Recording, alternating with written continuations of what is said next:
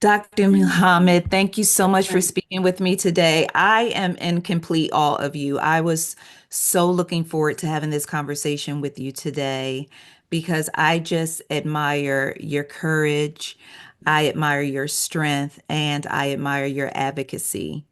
Thank So, you. just talk to me about in this documentary, which is extremely powerful, and I think it's going to touch so many lives. Yes, Talk to ma'am. me about just the process of now being able to tell your story after it's been suppressed and pushed to the back for so many years. Well, I am grateful that they reached out to me to feature my story in this campaign with the Domestic Violence Hotline and the No More organization. My story is so we know that every 9 to 15 seconds a woman is abused, right? My story concentrates on the 1 to 8 seconds, the ones we don't talk about, the coercive control. Because before you can get to the 9 to 15, you have to go through the 1 to 8. And that's basically what this documentary is about, helping people to understand what the signs are and how you can recognize them and then what you can do about it. You know, one of the powerful moments in the documentary is when you said that you were filling out the restraining order, to protect you and your children. And because of the language in the document, you realized, oh, I'm in an abusive relationship because beforehand you had no idea that that was even your situation. Yes, ma'am. That is absolutely true because you hear all the time how relationships have arguments and people do certain things, but the words domestic violence was not entered into my psychic until I went to fill out that restraining order. And the police officers were the ones that asked me, "Did you have a restraining order?" I say, "No, sir." And they gave me the information to go to the courthouse and told me where to go to complete one. And they ended up giving me a lifetime restraining order, which is something that they don't do. Mhm. Didn't know that. I think what people are really going to learn, like you said, a lot of times we think domestic violence, you think physical. And, Correct. we're getting to the point now where people are recognizing verbal abuse as well, but financial abuse, emotional abuse. There are so many things. I recall you talking about anytime that you verbalized that you really liked something or something was important to you, it would disappear. Correct. And then the gaslighting would come into place like, oh, I don't know what happened to it. Can you just talk to me a little bit about some of the signs that someone who may be in a relationship may not necessarily recognize, or those little kind of breadcrumbs that eventually lead to a full-blown situation that you didn't realize you were even in? Yes, ma'am. Usually when you meet someone, you're meeting the representative anyway. They're not showing you exactly who they are until you become emotionally attached, until they determine that, okay, I have this person right where I want them to be. Now I can pull back my energy and just breadcrumb them along the way. The first sign, at least for women, is why are you wearing all that makeup when they met you when you were wearing makeup? Why are you wearing that outfit when they met you? Those were the outfits that you were wearing. So it's the strategic tearing down of your confidence in yourself and your self-esteem that they start to erase chip at. So you're not really thinking about it. Say, oh, no problem. I don't have to wear that. And that's what you're thinking. But then it intensifies to now you can't go out with your friends. Now you're out too late. Now I need to ask your permission to go out. Now you're holding back finances that you freely gave before.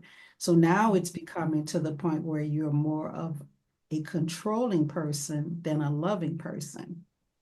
And the Mm. first thing we do is we go to our friends. Let me tell you about what's happening with John. But when your friends don't respond the way you think they should, now you're questioning, are they your friends or are they his friends? Right. Right?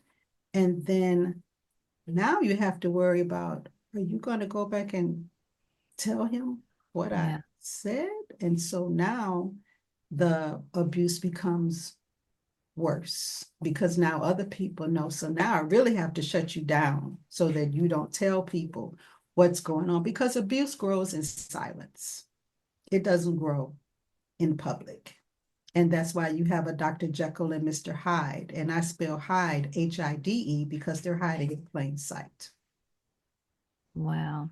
And You also once when you feel all of these emotions coming up, if you're looking up on Google, what is domestic abuse? What is domestic violence? What is stalking? What is spiritual abuse? What is emotional, psychological abuse? You are in an abusive relationship. You don't have to have physical scars to be in one. 80% of victims do not have physical scars. 80%.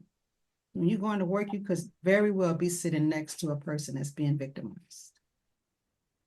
as you were talking about like going to the friends and then you have to worry about, the trust factor with the friends, then isolation comes in because Correct. a lot of times you see the isolation of, oh, your family just don't want us together or your friends, they just jealous of what you got and, all of those different things that kind of put you in a position almost like in a state of confusion. Absolutely. And that's on purpose. That is to confuse you, to make you believe that that person, I'm the only one that cares about you. I'm the only one that's looking out for you. How can you believe them over me? I thought we had something gaslighting. I thought we had something going on. I mean, why are you listening to your friends? Your friends are not here. Why are you telling them our business to keep it? You know what? I think we need to move you from your support group. That happens very often to another state, to another city, to another apartment or another home. You can't tell anybody where you're moving to. That's complete isolation. Throughout watching the documentary, another point that really just hurt me was how law enforcement just let you down. Yes, ma'am. And, we see so many cases where women are trying to get those restraining orders or orders of protection, like, stay away. And, you mentioned John would even come into the house at night while you were sleeping and Yeah, just watch over you. But then law enforcement is like, well, he's on the lease. That phrase, there's nothing right. we can do. Can do. And it just got to the point where I was watching, and as you were talking, I was like, I know they didn't tell her. And you were like, they said there's nothing we can do. And I'm just like, goodness gracious, and in hindsight, like just looking back at the case, because they made John's case all about him being a domestic terrorist or something religious. It was like they really pushed down the fact that this case was rooted and centered in domestic violence in a child custody case. Just can you share with me why you think, because we at the end of the day we really don't know, but just why you think they may have taken that route? Because I just think about the conversation or the awareness of really acknowledging what was truly happening at hand, the difference that could have made for so many people. They wouldn't have been able to get the death penalty. Ah, gotcha. Gotcha. So Gotcha. that's Gotcha. when they caught John. This is how relevant my restraining order became. They had nothing to hold him. The Tacoma Police Department failed to put my restraining order in the NCIC, National Crime Information Center. When they stopped him all of those times, had my restraining order been in there, they would have stopped him earlier. Once they caught him, they had to find something to hold him on. The Wow. sheriff in Maryland at the time went into LexisNexis and found my restraining order, put it in the NCIC, which gave them leverage to hold him for violating the restraining order. That's Wow. what held him on to build their case. Had they Wow. not had that, they would have had to let him go. Again. again. And surely, because he knew where I was then, he would have came back and killed me. Another thing that I just want to take a moment just to, I guess for lack of a better term, just give you your flowers or give you my love at the very least, is that even though you were going through the toughest time of your life when John took off with the kids, Yes, I ma'am. can't even imagine. Like, I'd be this close to calling the police on my daughter when I don't see my grandbabies every weekend. Okay. So I totally understand. Like, I can't even fathom what you were going through being separated from your children. And you went through all the stages I expect you to go through. But then because you are a strong Black woman, you locked in and was like, I'm going to learn the laws. I I was in, did. I had a whole praise break when I was watching. I was like, yes, Dr. Muhammad. He was like, I'm going to learn these laws. You're going to get your writ of, oh, say it. Habeas corpus. There it is. You're going to get that. Habeas corpus. Yes, ma'am. And it was like, okay, now it's time. Like my daughter always tells me, Mama, lock in. I And did. you locked I in and did. you did the work and laid the foundation for the moment that Mhm. someone laid eyes on your baby. They would be coming back to you. Just talk Correct. to me about just finding your own power, even in the midst of an unbearable storm. So I had a moment where I prayed on my prayer rug. And I was like, Lord, I cannot do this. Three children missing and nobody knew where they were when they actually did. They just didn't tell me. His Mm. friends knew and didn't tell me. They even helped him to take them out of the country and didn't tell me. Would come over and check on me and then go back and tell him. Yes, ma'am. It was that deep. I had to cut everybody off. So I'm in the shelter because I passed out and they had to give me a blood transfusion. He called the hospital, said he was going to come and kill me. They took me out of the hospital, drove me all around the city, took me to a shelter that was right across the street. So I'm on my prayer room praying, and I'm like, Lord, I can't do this. I'm going to give you my children. And I did, like I said, I'm giving you my children so I can work on me, so I Mm. can prepare and be ready when I get them back and demonstrate to the judge I can take care of my children.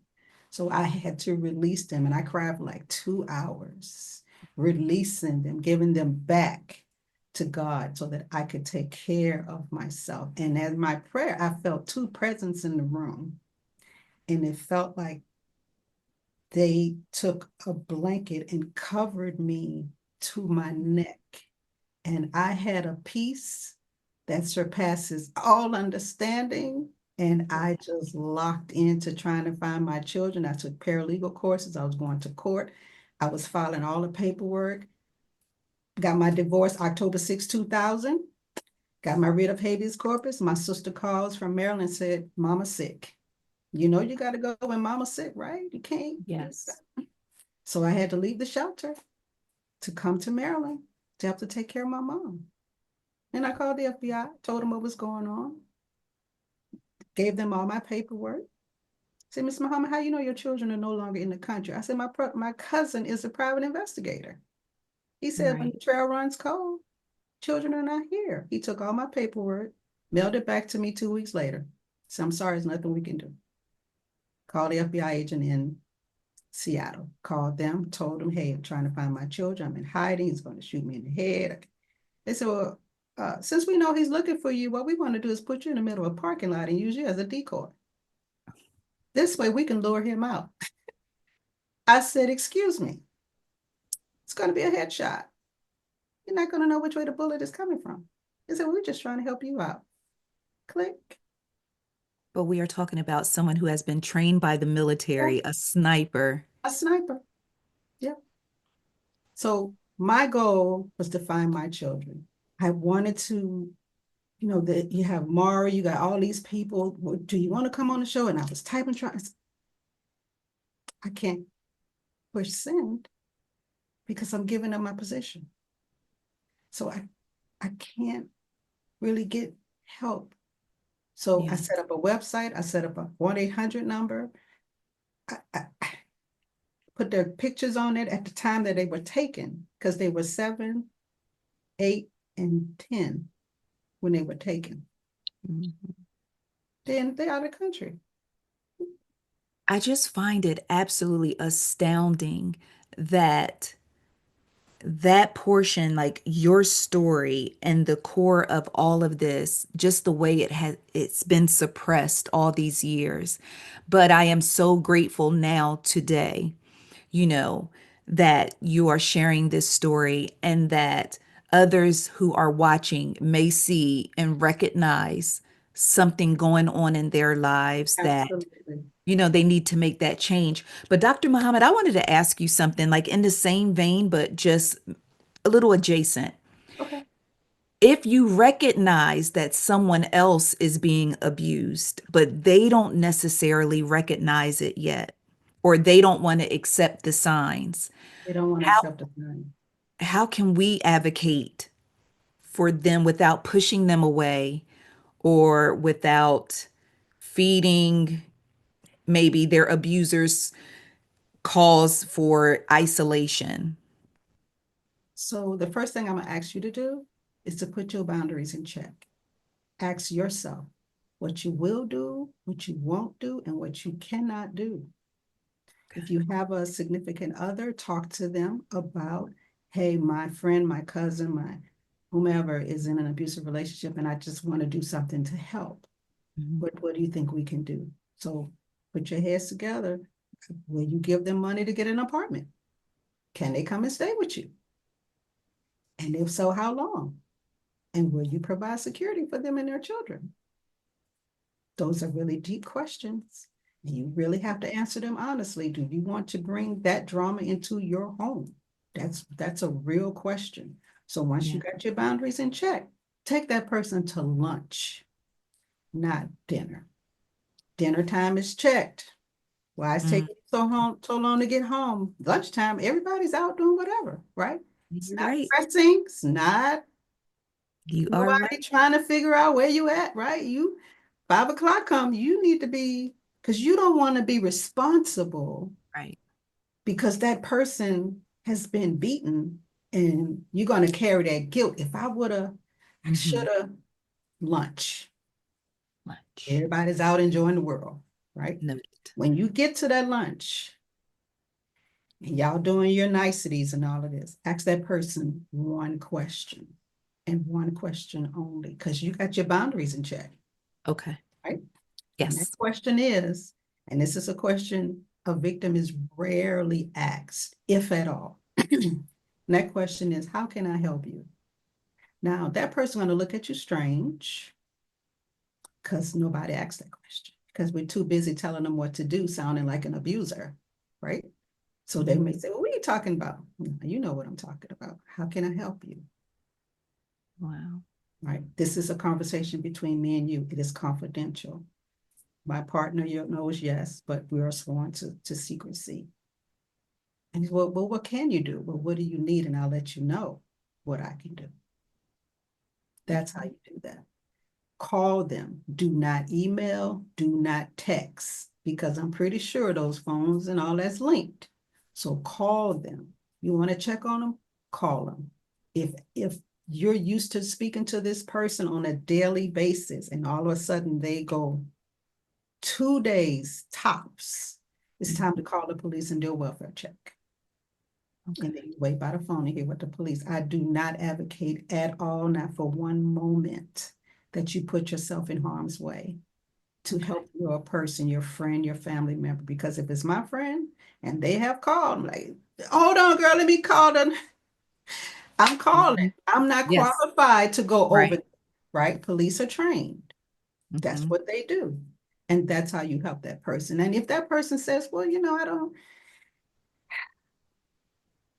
can handle it for myself, then give them a resource. Give them the domestic violence hotline, 800-799-7233. Give them domesticshelters.org. Give them the no excuse for Hmm. abuse. Give them resources that they can call themselves when they are ready. Never say to a person, if I were you, because if you were me, you would have been ducking too. Okay. Don't put yourself, girl. I just think you need to leave. Where am I going? Don't give me medicine you wouldn't take if it was you. Right. Be sympathetic, be mindful, and be compassionate and considerate. Because every victim don't want to leave. And you got to be okay with that. It's their choice. They don't want to leave, especially if they have means. I don't want another woman coming Right. up in my home. I help build this. Mhm. They're not going. They don't even keep statistics on individuals that are making $250,000 above because clearly domestic violence doesn't live in that area. It's a poverty Wow. issue. So those making $250,000 and above, we don't keep stats on them. There's Wow. no such thing as a victim or survivor and an abuser in that category. That's a poverty issue. Wow. Okay. That's why it's not reported. That's why the masses don't know. I, yes. And it's That's why. just, It's strategic in how they do that. It's very strategic. Because if the masses knew the severity of domestic abuse and violence, I'm pretty sure we would do something more than what is being done. That's why you don't see PSAs on TV. You got PSAs for Mhm. everything else, but you don't have Everything. one for Everything. domestic violence. You got to go on YouTube or social media to see a PSA for domestic violence. They will Wow. not do it.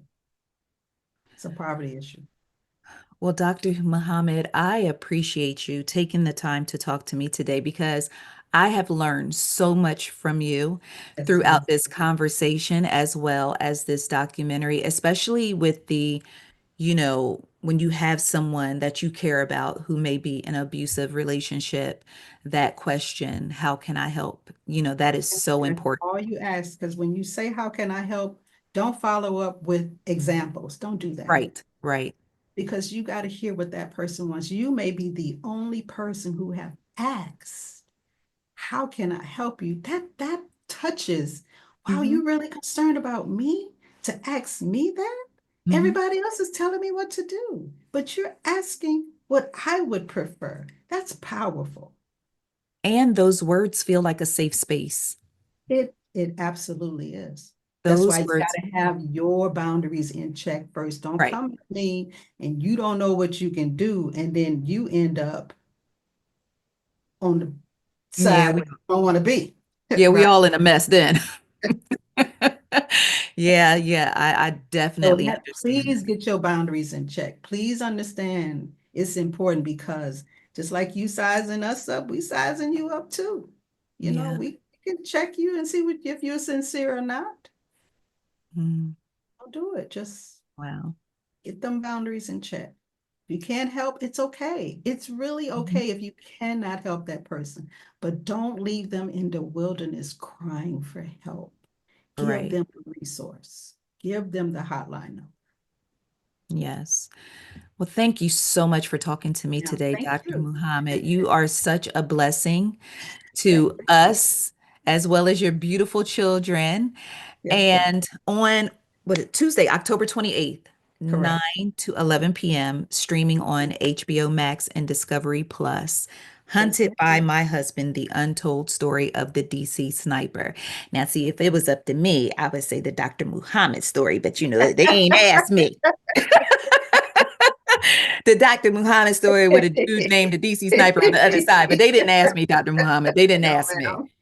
Yeah, they didn't ask me. So, with that being said, I am definitely going to make sure that I spread the resources and the valuable information that you've given me. I am really going to push this documentary to my audience because my audience is predominantly women, African American women, and it's very important that we know to be able to recognize the signs. And I And think that's please the go to biggest thing that I took away from it.